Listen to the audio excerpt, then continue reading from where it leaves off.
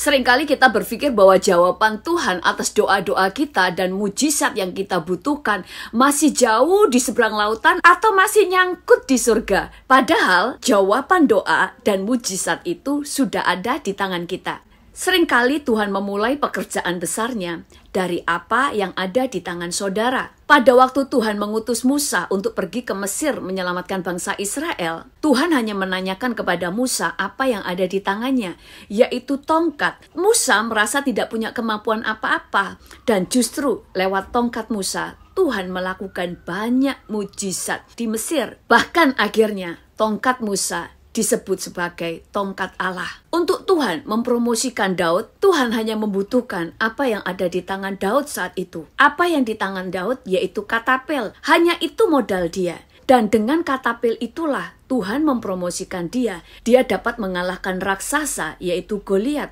Daud tidak perlu mencari senjata di luar dirinya, karena Tuhan bisa memakai apa saja yang ada di tangannya. Tuhan tidak pernah menuntut kita mencari apa yang tidak ada pada kita.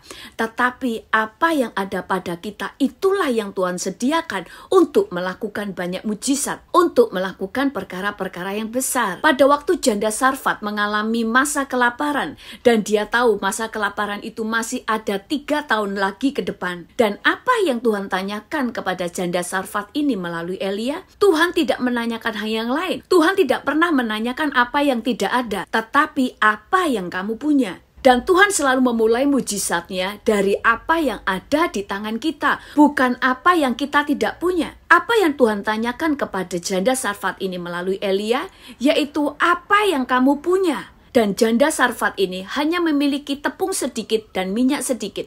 Dan justru lewat apa yang dia punya itulah Tuhan melakukan mujizat di rumahnya. Sehingga selama 3 tahun masa kelaparan, dia terpelihara, tepung dan minyaknya tidak pernah menjadi habis. Demikian juga dengan seorang janda nabi. Pada waktu dia terlilit hutang, bahkan si penagih hutang mengancam akan mengambil anaknya untuk dijadikan budak sampai hutang-hutangnya lunas. Dia membutuhkan mujizat, dan sekali lagi Tuhan tidak pernah memulai dari apa yang tidak kita punya. Apa yang Tuhan tanyakan kepada dia melalui Elisa, Tuhan bertanya apa yang ada padanya. Dan dia berkata dia hanya memiliki minyak sedikit di dalam buli-buli. Dan dari apa yang dia punya itulah Tuhan melakukan mujizat. Dia bisa membayar hutang-hutangnya dari minyak sedikit yang dia punya karena Tuhan melipat gandakannya. Pada waktu Tuhan harus memberi makan kepada 5.000 orang, belum termasuk perempuan dan anak-anak. Berarti ada sekitar 10.000 orang pada saat itu.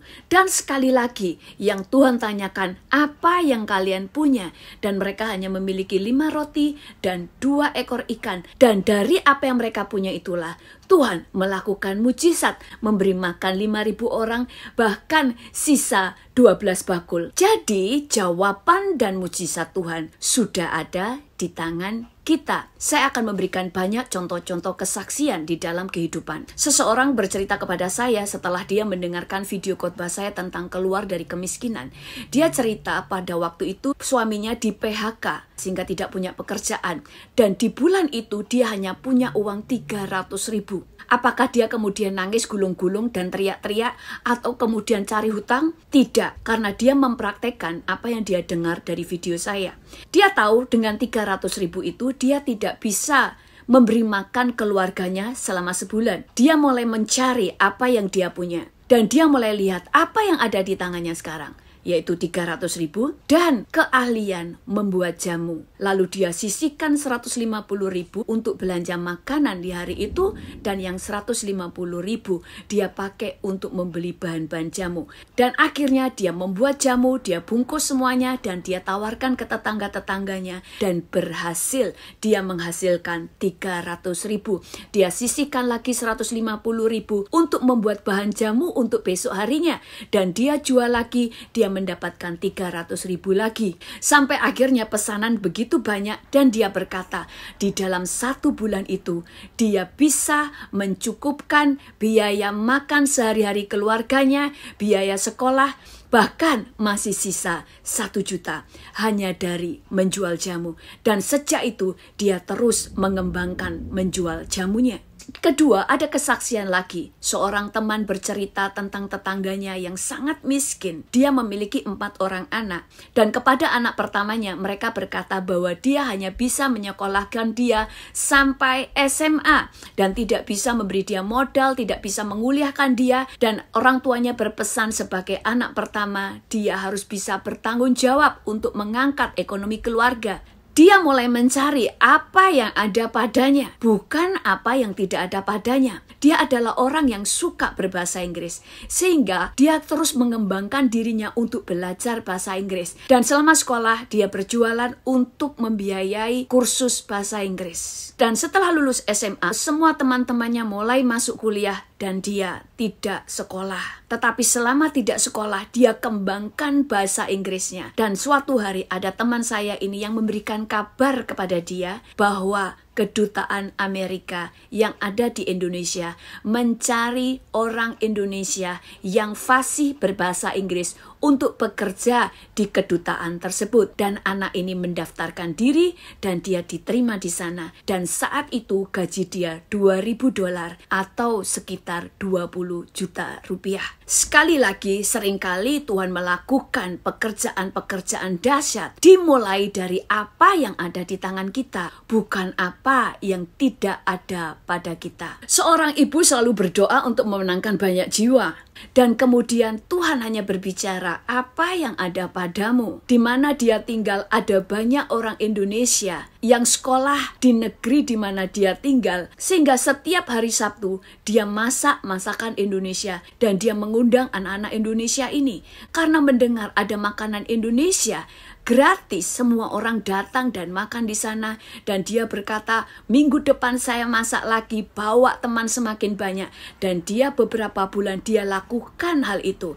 Sampai akhirnya dia mengundang pengkhotbah untuk khotbah di tempat dia setiap hari Sabtu sebelum makan-makan. Dan karena semua orang sudah dijamu sekian bulan, sehingga mereka semuanya menjadi sungkan untuk menolaknya. Dan ada banyak jiwa yang dimenangkan di situ. Tuhan memulai dari apa yang dia punya. Yang dia punya adalah kemampuan untuk menyediakan makanan dan berdoa. Selebihnya Tuhan yang mengerjakan. Kemudian ada kesaksian lagi yang luar biasa. Ada seorang hamba Tuhan menceritakan tentang jemaatnya yang saat itu diberikan pilihan mengundurkan diri dan mendapatkan uang pesangon atau tetap bekerja tetapi gajinya kecil karena perusahaan itu mengalami kebangkrutan. Bapak ini sudah tua sehingga dia berpikir kalau bekerja di tempat lain akan susah untuk mendapatkan pekerjaan.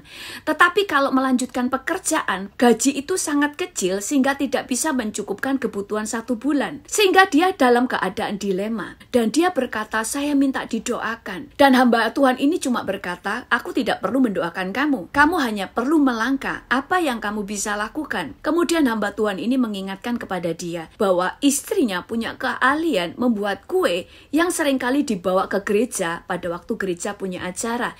Dan kue itu sangat enak. Lalu hamba Tuhan ini berkata, suruh istrimu membuat kue itu dan bagi secara gratis di perusahaan kamu. Semua orang kamu bagiin, dari bosmu sampai kepada pegawai yang kerendahan. Dan dia melakukannya. Dan semua orang berkata enak dan banyak orang memesan kuenya. Kemudian hamba Tuhan ini berkata lagi, sekarang buat lagi kue yang banyak dan kemudian bagikan di kantor-kantor yang lain secara gratis. Dan dia mulai melakukannya lagi dan semua orang berkata enak dan dia menerima pesanan. Dan hamba Tuhan itu sekali lagi mengatakan bikin lagi dan berikan gratis ke kantor-kantor yang lainnya. Sehingga kemudian banyak orang yang memesan kue ini dari dia. Dan hamba Tuhan ini berkata, sekarang kamu tahu apa yang harus kamu lakukan? Dan jemaat ini berkata, iya pastor, saya tahu. Saya akan keluar dari perusahaan dan saya akan mengambil pesangon. Dan dari pesangon itu saya akan membangun usaha saya. Dan di dalam 2 tahun dia sudah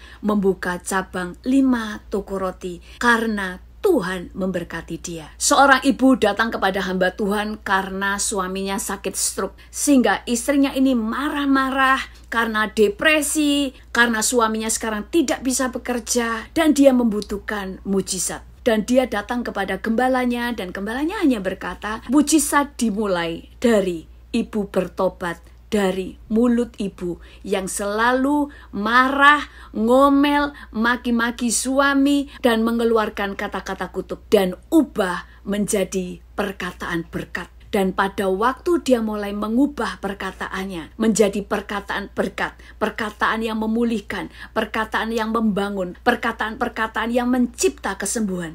Dan tanpa dia sadari, suaminya sembuh total dan bisa bekerja lagi. Dan kesaksian yang terakhir adalah ada seorang bapak datang ke Amerika. Dia tidak punya keahlian, dia tidak punya pekerjaan, di mana-mana dia ditolak. Dan saat itu dia nangis meraung-raung kepada Tuhan. Dia berkata, Tuhan, aku butuh mujizat, aku butuh pekerjaan, karena keluargaku butuh makan. Dia bercerita, dia itu sampai tersungkur di lantai, dia nangis di situ. Dan dia mendengar suara Tuhan. Apa yang bisa kamu lakukan? Hanya itu yang Tuhan katakan. Dan kemudian dia mulai mikir, di Indonesia dia adalah seorang tukang. Hanya itu keahlian dia. Dan kemudian dia mulai menulis iklan, tempel di toko-toko, juga di Craigslist atau iklan di media. Dan dia hanya menulis di dalam bahasa Inggris, kalau ada rumah Anda yang rusak dan perlu perbaikan, panggil saya. Hanya itu kata-katanya. Dan dia mendapatkan customer yang pertama. Pada waktu dia datang ke tempat orang itu, ternyata orang itu punya rumah baru dibangun, sehingga masih kosong dan sangat besar. Ternyata orang ini tidak membutuhkan perbaikan apa-apa karena ini rumah baru. Dia hanya berkata begini, saya akan pergi vacation ke luar negeri selama 3 bulan. Dan saya akan meninggalkan uang. Dan aku mau kamu yang mengatur bagaimana rumah saya ini menjadi bagus, diisi dengan perabotan apa, terserah kepada kamu. Dan orang itu menyerahkan kunci dan kemudian menyerahkan uang kepada dia. Dan setelah ditinggal pergi, orang ini bingung lagi. Karena baru pertama langsung mendapatkan proyek besar. Dia mikir, rumah ini mau diisi dengan apa dan mau dibagaimanakan. Kemudian orang ini kembali nangis meraung-raung di rumah kosong itu. Dan sekali lagi Tuhan bertanya, apa yang ada padamu? Dan dia mulai punya ide. Oh, ini bagusnya dikasih ini bagusnya dipakai, dikasih itu, dan sebagainya.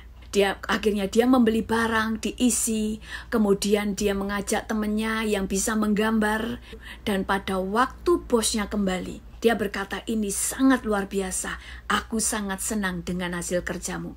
Dan apa yang kemudian orang itu lakukan?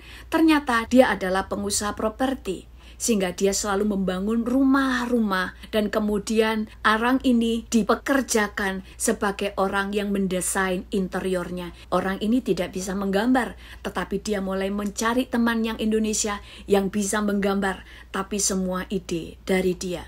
Segala sesuatu sudah ada di tangan. Dia harus memulai dari apa yang ada padanya, dan dia sekarang diberkati luar biasa. Temukan apa yang ada pada saudara, karena seringkali mujizat dan jawaban Tuhan sudah ada di tangan kita, sudah ada di rumah kita. Itu sebabnya di Amsal 3 ayat 6 berkata, umur panjang ada di tangannya. Nya di sini bukan Tuhan, tetapi saudara dan saya. Umur panjang ada di tangannya. Di tangan kirinya kekayaan dan kehormatan. Umur panjang, kekayaan, dan kehormatan sudah ada di tangan saudara. Temukan apa yang ada padamu. Tidak peduli sekecil apapun yang engkau punya, Tuhan bisa melakukan mujizat lewat apa yang terkecil yang saudara punya. Lewat firman ini kita belajar, Tuhan tidak pernah memulai dari apa yang tidak ada pada kita, tetapi dari apa yang ada pada kita. Itu sebabnya jangan fokus kepada apa yang kita tidak punya, tetapi fokuslah dengan apa yang ada pada kita. Karena Tuhan seringkali membuat mujizat yang besar melalui apa yang kecil yang ada pada kita. Tuhan Yesus memberkati.